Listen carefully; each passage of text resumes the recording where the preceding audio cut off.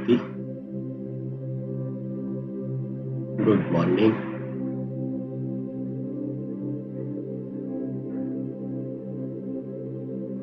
प्यारे बाबा कहते हैं, बच्चे, यदि तुम्हें अपने जीवन को महान बनाना हो तो ये सिर्फ तुम्हारी जिम्मेवारी है। तुम्हारे जीवन को महान बनाने की जिम्मेदारी किसी और की नहीं होती है। और उसके लिए तुम्हें क्या चीज चाहिए? अगर तुम तुम्हारे जीवन को महान बनाना चाहते हो तो तुम्हें क्या चाहिए भाई?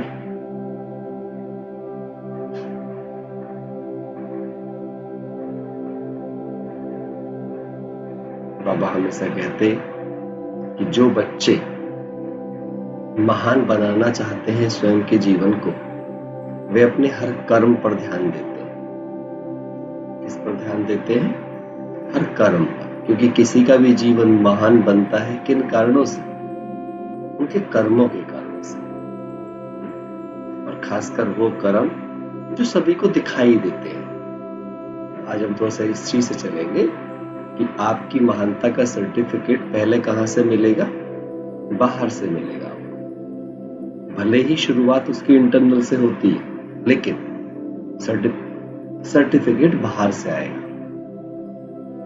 मेरा कर्म दूसरे को कितना सुख पहुंचा रहा है, मेरे व्यवहार में कितना सुख है,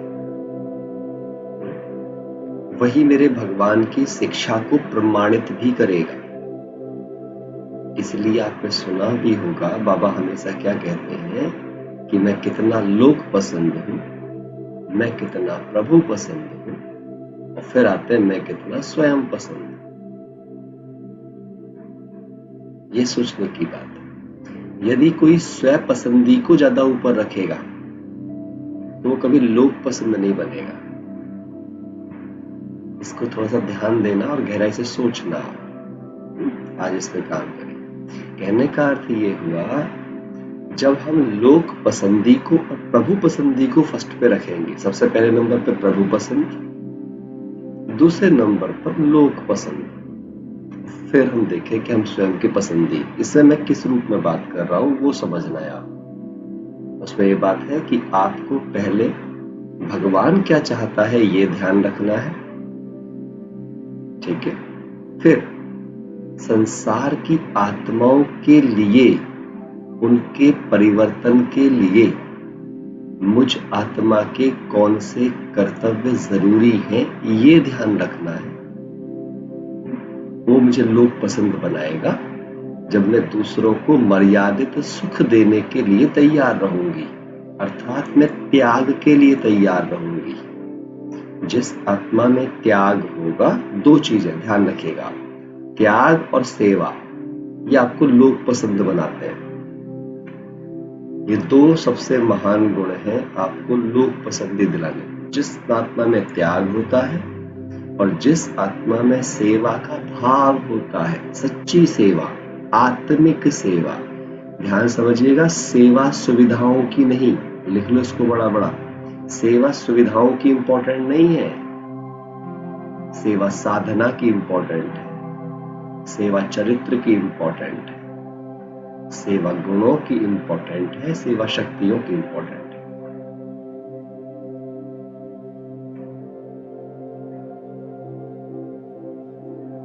सच्ची सेवा का अर्थ ये नहीं होता कि आपने क्या दिया।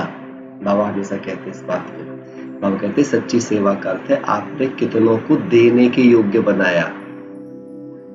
अगर आपने किसी को कुछ दिया तो आपने भिखारी बनाया,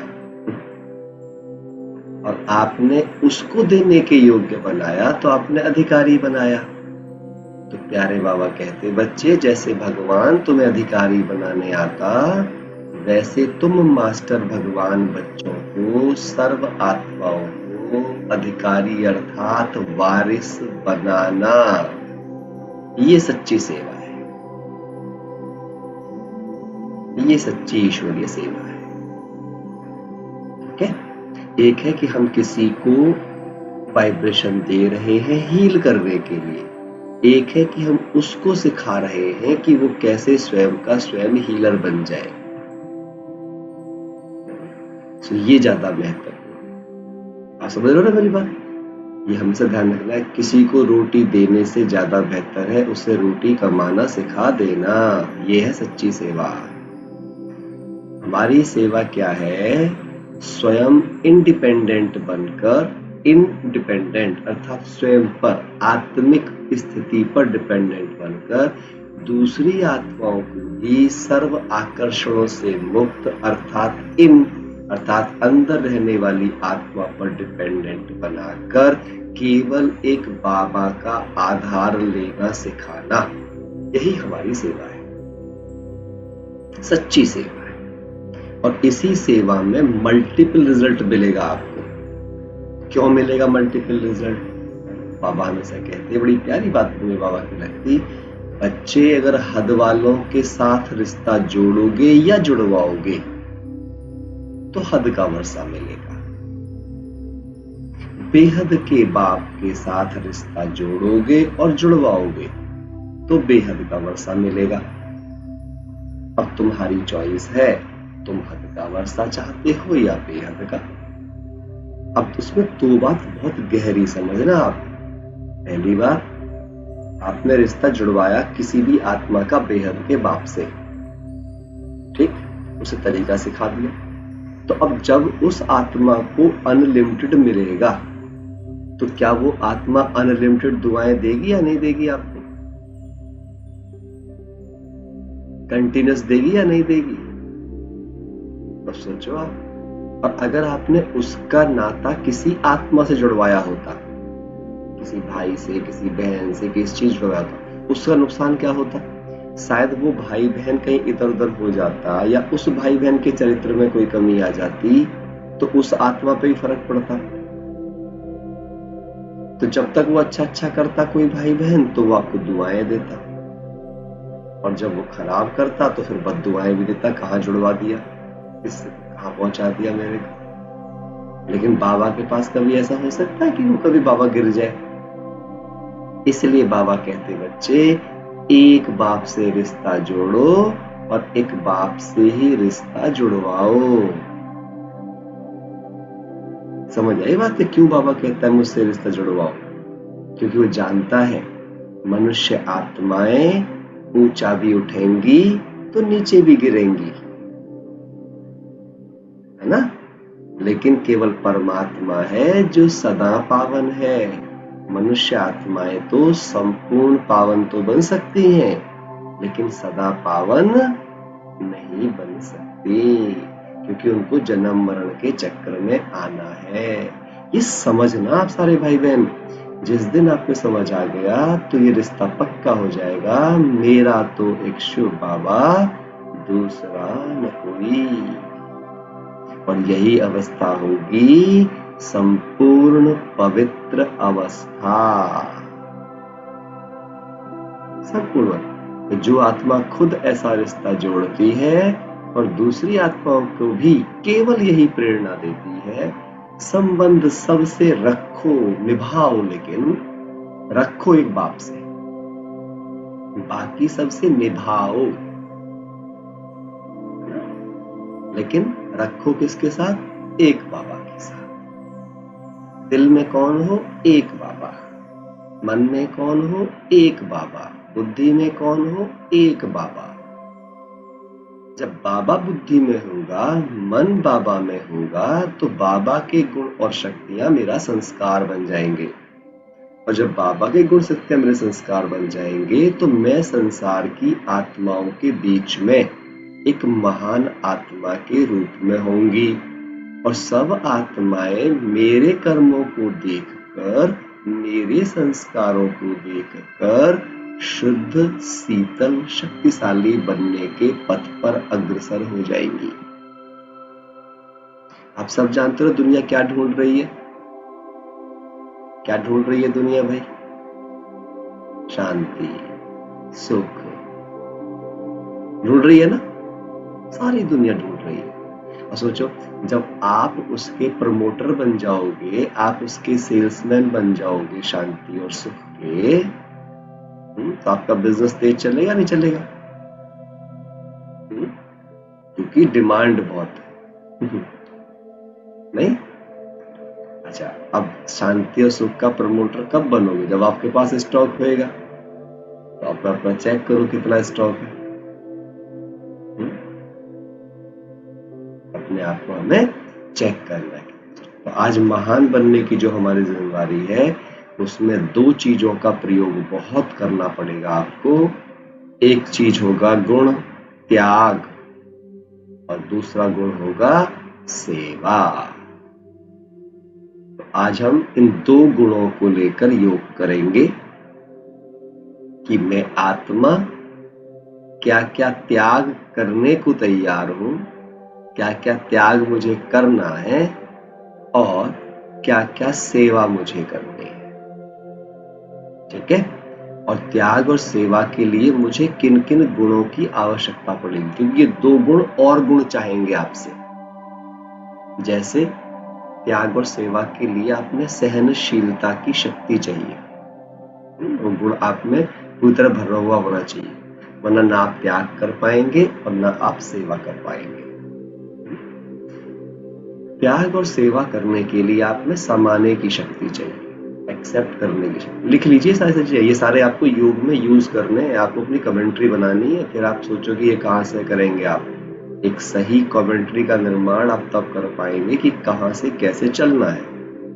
तो पहले त्याग और सेवा को आज अपनाना है। आपको एक ऐसा व्यक्तित्व खुद में देखना है कि आप सर्वस्व द बेस्ट सेवाधारी बन गए हो।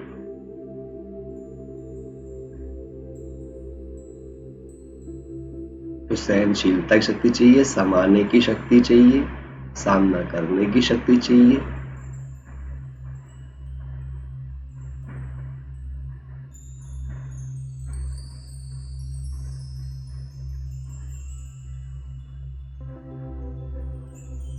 आप में सेवा करने के लिए सहयोग की शक्ति चाहिए।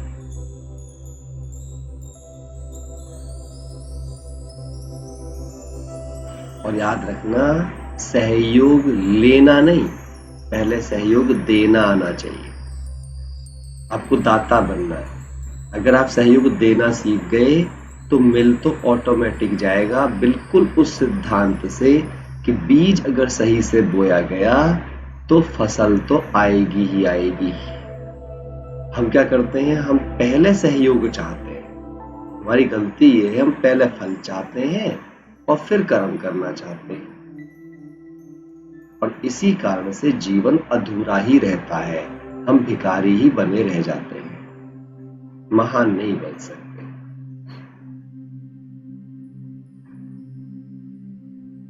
ठीक बात है?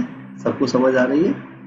तो इन शक्तियों की आवश्यकता पड़ेगी। अच्छा, इन चारों शक्तियों से पहले बुद्धि में दो शक्तियों की पहले आवश्यकता पड़ेगी। ये जैसे हमने चार लिखी, इनसे पहले दो की आवश्यकता पड़ेगी। मैं सारी चीजें आपको सीक्वेंस से समझा रहा हूं कि ये चार बाद में। अब इन चार का बेस कौन सी होंगी? दो शक्तियां, परखने की शक्ति और निर्णय करने की शक्ति। इन चारों का भी प्रयोग सहन करने की शक्ति, समाने की, सामना करने की और सहयोग की, इन चार शक्तियों का प्रयोग सही से वो कर पाएगा जो परखने और निर्णय करने की शक्ति का सही से प्रयोग करेगा, जिसकी वो हाईएस्ट होंगी बुद्धि में। अब ये दो शक्तियां कैसे बढ़ेंगी आपकी परखने और निर्णय करने की? तो उनके लिए लास्ट की दो शक्तियां काम करेंगी। एक है कौन सी? अंतर्मुखता की गुफा, कछुए के समान। जो अंतर्मुखी है वही सदा सुखी है।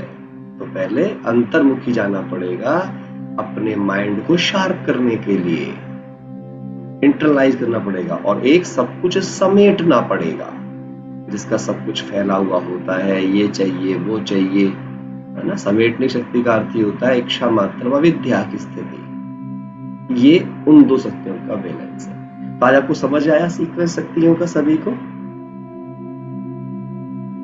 शक्तियों का सीक्वेंस समझ में आया? पक्का पक्का समझ में आया, है ना? चलिए मैं थोड़ा सा ये बात लिख के देता हूँ, फिर आज इसी पे आपको योग करना है।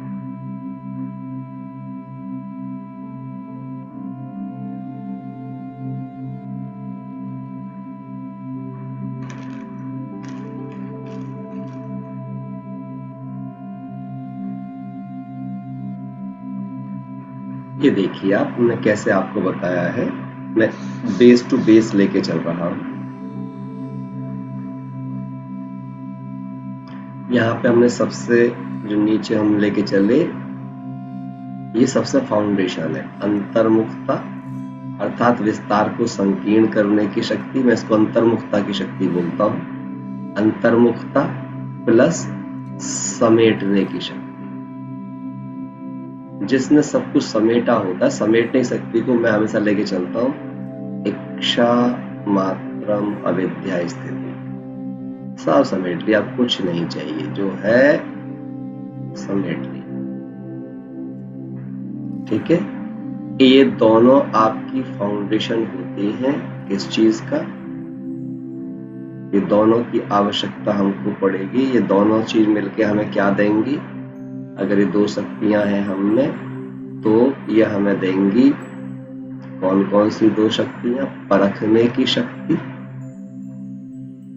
परखना आएगा हमें इससे, अंतर्मुखी तुरंत पकड़ लेता है सब कुछ, परखने की शक्ति आएगी, और निर्णय करने की शक्ति आएगी, बुद्धि शार्प हो जाएगी। और जिसमें ये दो शक्तियां आ जाएंगी, उसको ये समझ में आ जाएगा कि समाना क्या है, सामना किस चीज का करना है,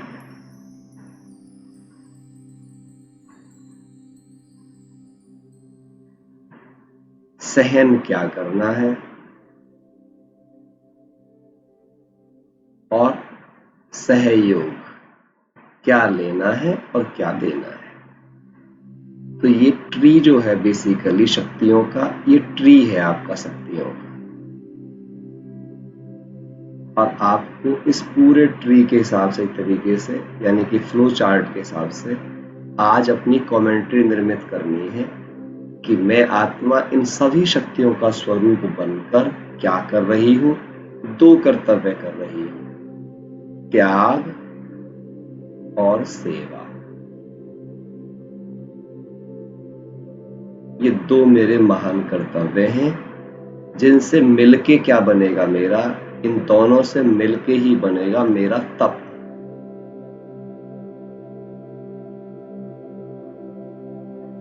ये दोनों मिलके क्या देंगे, मेरा तप बनाएंगे, मेरी तपस्या बनाएंगे। और तप मेरा क्या काम करेगा, है ना, तप ही मुझे देगा क्या, बल।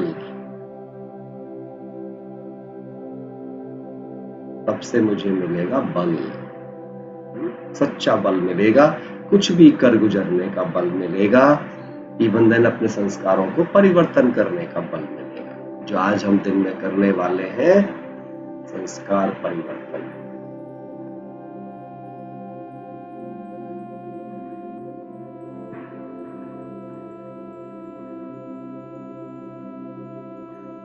चलिए, तो सबको क्लियर हुई बात, सबको क्लियर हुई। ठीक है, तो आपको आज अपना जीवन ऐसा लिखना है कि आप आज एक ऐसे ब्रह्मा कुमार बन गए हैं, एक ऐसे ब्राह्मण बन गए हैं जिसके अंदर ये 8 शक्तियां संपूर्ण आ गई हैं। ठीक है, तो इनको आपको अपनी कमेंट्री ऐसी लिखनी है बाबा को थैंक्स करके कि आप जैसे इन 8 शक्तियों का स्वरूप बन गए हैं, जिसके कारण हर कुछ त्याग करना आपके लिए चुटकी का खेल हो गया है, और आप मनसा वाचा कर्मणा तन मन धन दृष्टि वृत्ति कृति से सच्ची सेवा सर्व की कर रहे हो, विश्व की सेवा कर रहे हो। ये स्वरूप आपको देखना होगा, और फिर आप देखोगे कि आप एक तपस्वी के रूप में जाने जा रहे हो पूरे संसार भर में। संसार आपकी तपस्या गायन कर रहा है कि आप एक त्यागी, तपस्वी, सच्चे खुदाई खिदमतगार बन गए हो, जिसके कारण आप लोक पसंद प्रभु पसंद बन गए। जब लोक पसंद बने, प्रभु पसंद बने, तो इतनी दुआएं और वरदान मिले कि आप स्वयं पसंद, आपको खुद भी अच्छा लगना शुरू हो गया। आपको एक संतुष्ट सफल जीवन प्राप्त हो गया। ये है सीक्वेंस। क्लियर है? आज मैंने आपको कंप्लीट लाइफ विजुलाइज करा दी है। अब इसी कमेंट्री को आपको अपने शब्दों में अपने लिए लिखना है कि मेरा जीवन ऐसा बन गया। ठीक है?